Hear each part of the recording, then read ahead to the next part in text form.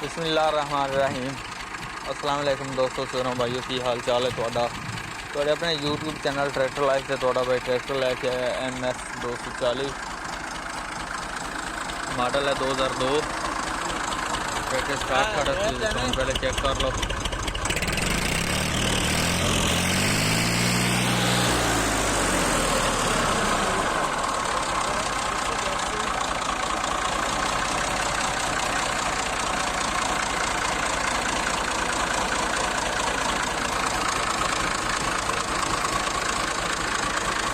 Battery भाई नवी रखी हुई है तो वो पल्ले भी तुम्हें दिखाने बड़े सोहने पे ने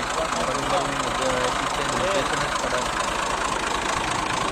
तो थल्ले की नज़र मार लो। इस जगह तो ब्लॉक डैमेज तो नहीं करना का खोल के देंगे।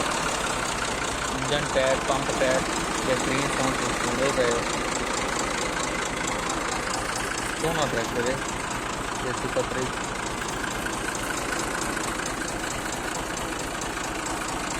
माड़ी गार्ड बिल्कुल सीधे पैने नौन टायर पैने जाते हैं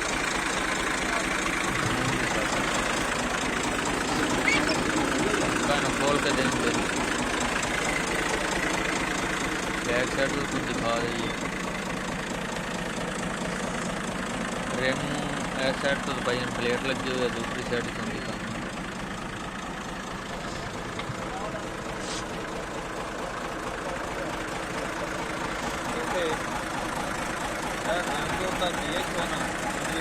बैक साइड है जी सीट लगी हुई है पीछे हो तो बम्पर सामान सारा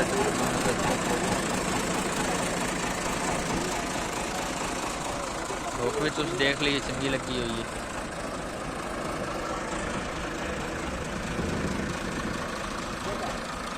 इस साइड में प्लेट नहीं लगी हुई तो रंग रूप बहुत है हमारी बात बिल्कुल सीधे रंग रूप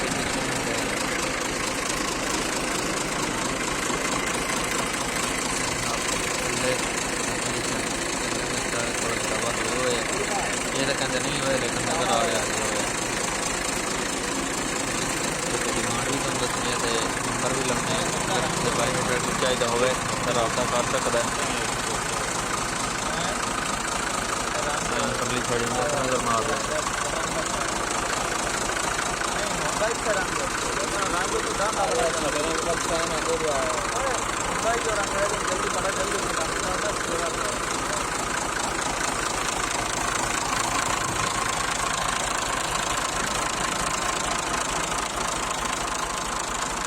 अगले टायर थोड़े सामने नहीं चलने चाहिए अंदर लाहौर ही लगे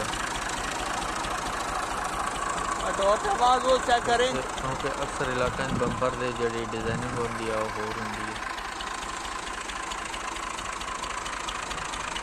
काका भाई और पल्ले लेके आंदे ओ काका भी तुम चंद्रा दे हेलो शो दे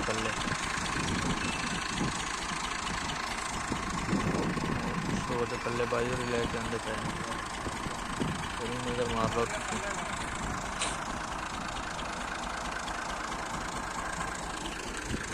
जनाब पल्ले ने ये 2002 मॉडल सब पल्ले साफ सुथरा पहने क्यों गलत तो पैसी ट्रैक्टर वैसे अच्छा है इस सिर्फ नुक्स एक का थोड़ी शावर हो है बाकी ट्रैक्टर माशाल्लाह सारा बड़ा ही ज़बरदस्त किस्म का ट्रैक्टर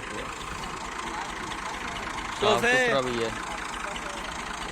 बाकी शायद अब भाई और तोड़ के वेखते पे ने आवाज़ बूझ ना हो शावर का कोई मसला को नहीं होता सिर्फ डर आता है शावर नाल के थले को डैमेज शायद ना हो वो नज़र तो नहीं आ रहे या रंग थोड़ा डाउन है तो शायद शावर खराब हो गया बाकी आवाज़ भी चेक कर लो फिलहाल तक कोई लगती थी आवाज़ भी क्लियर नज़र आ रहे हैं।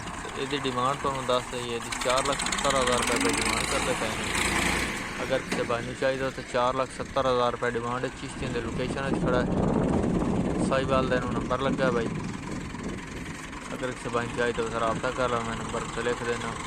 ये वीडियो पसंद है तो लाइक तो शेयर कर दो। अस्सलाम वालेकुम।